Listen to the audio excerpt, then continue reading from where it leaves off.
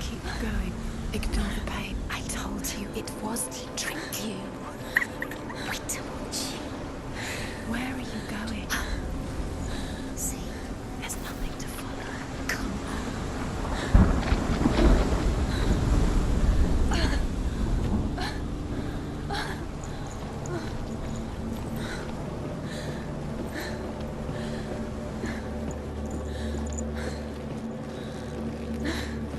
Before she first met him, she was not in a good place.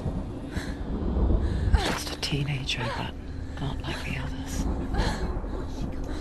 Barely functioning, she rarely left the house. Her father's in-bell made sure of that. Only occasionally did she venture out on her own, collecting firewood and herbs. Errands out in the Orkney Plains. That was her world. Like this one. Barren and lonely.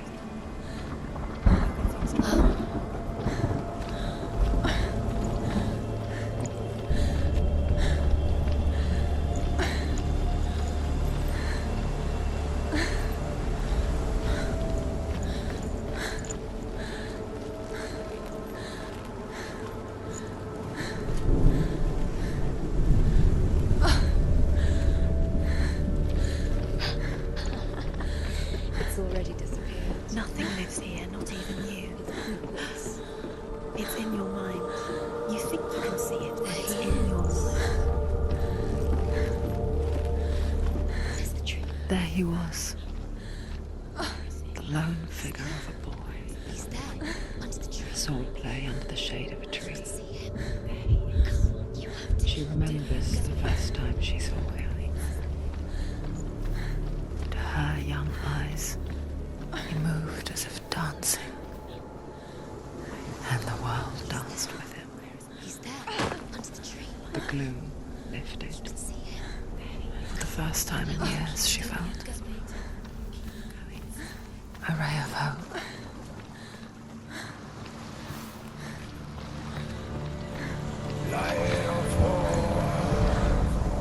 The Northmen tell of a great hero. His name is Sigmund. His father's hall was built around a great tree, and one day Odin comes and thrusts a sword into the tree, a gift to whomever can release it. Many try, but the sword only comes out at Sigmund's touch. His brother-in-law, King Siggeir, wants it, but Sigmund refuses him, so King Siggeir plots revenge.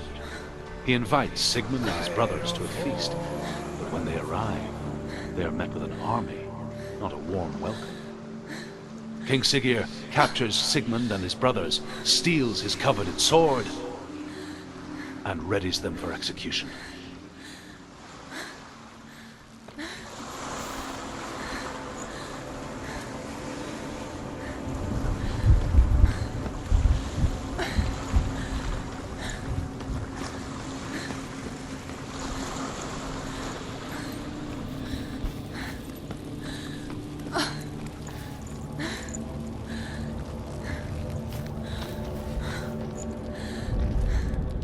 Death for Sigmund and his brothers seems certain.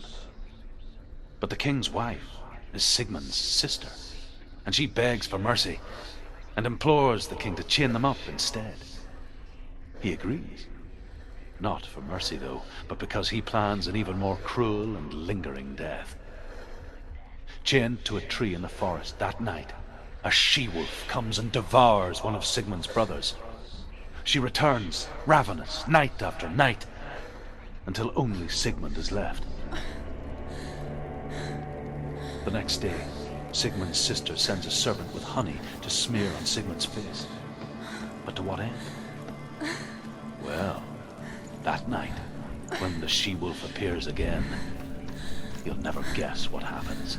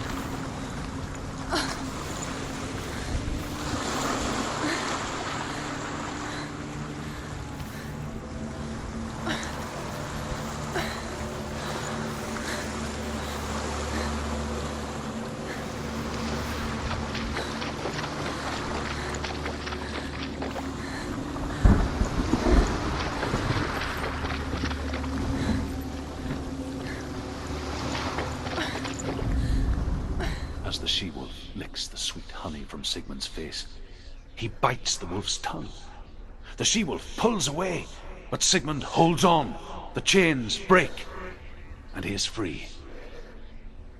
After his escape, Sigmund lives like us, hidden in the forest. His enemy, King Siggeir, believing him dead, as his sister plots revenge. And for vengeance to succeed, even the great Sigmund needs help. So she sends her sons to him. But their blood is weak and corrupted, and they're put to death by Sigmund. So his sister catches him.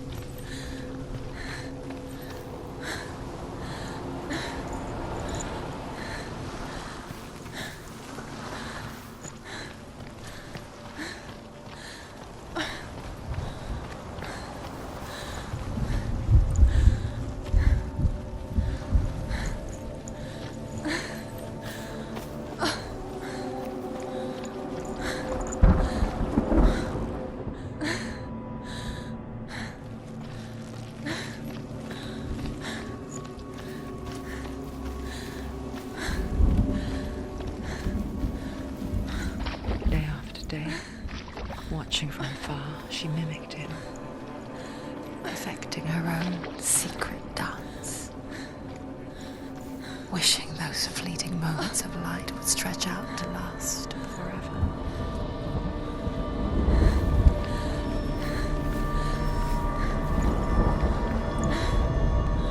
Sigmund's sister trades shapes with a sorceress, and in disguise, Sigmund's sister trades shapes with a sorceress, and in disguise, she lies with her own brother. She gives birth to a son named Sinfjotli. After a time, she sends him to the forest to Sigmund. He tests the boy and finds him strong and fearless, and so they go to take their vengeance on King Siggeir. But luck is not on their side. They're captured, and Siggeir has them buried alive.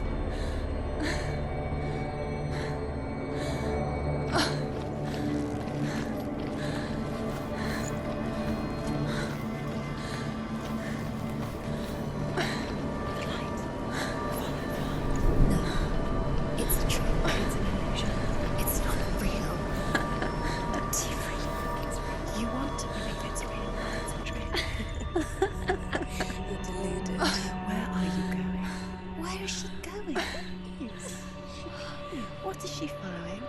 You can't even fight. It's just deception. How does he so effortlessly court the world and bliss? If only she could do the same. See the world through eyes anew and dance with it, just like he does.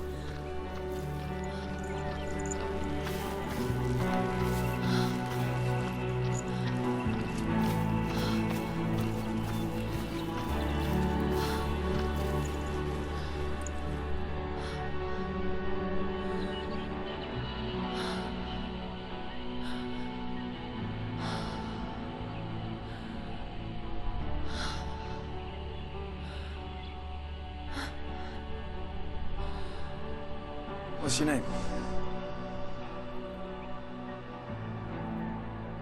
Senua. I haven't seen you before. I don't leave home much. Oh, Zeno's daughter. I have to go. Wait.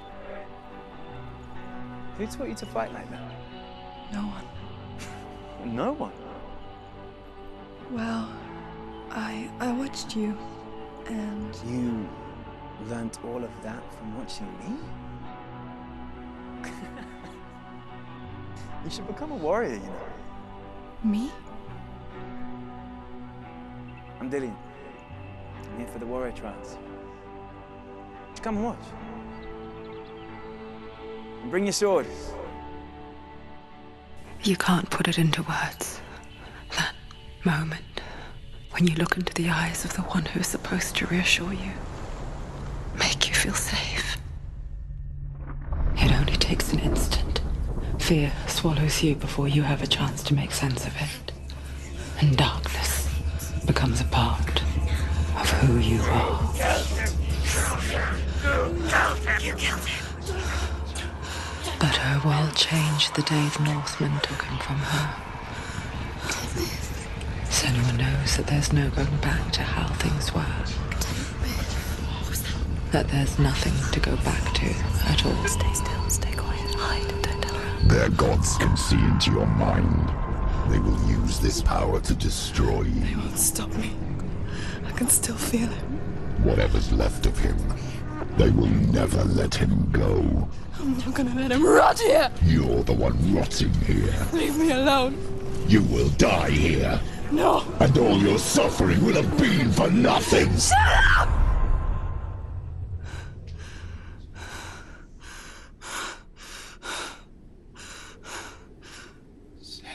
Dillian? Is that you?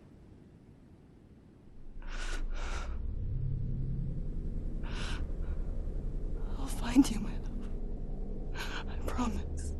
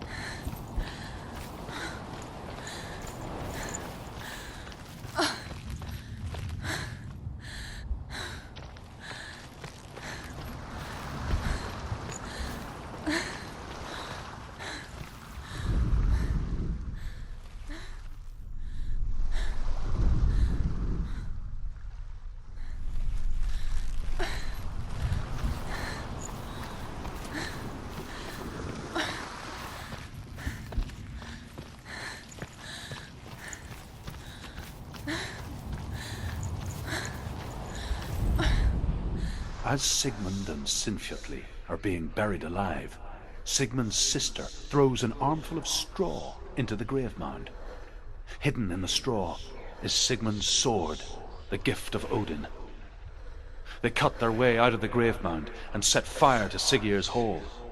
The king burns to death. Sigmund calls to his sister to come out so that she may live and be honored. She does come out, but only to tell him the truth. That she had slept with him, her brother, to beget a strong avenger. I am not fit to live, she says, and walks back into the fire.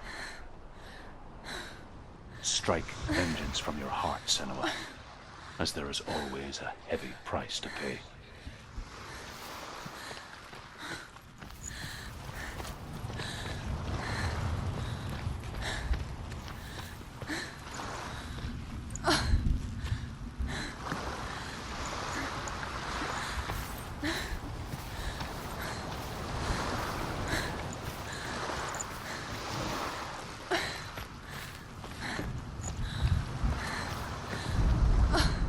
And here is the end of Sigmund's story.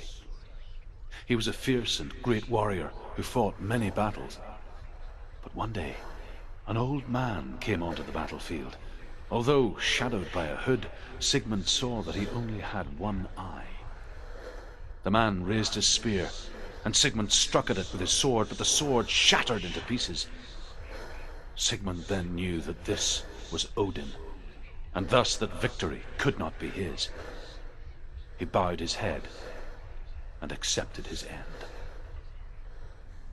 Dying, he tells his wife that she is with child, and that her son will one day make a great weapon out of the fragments of his sword. The sword named Gram.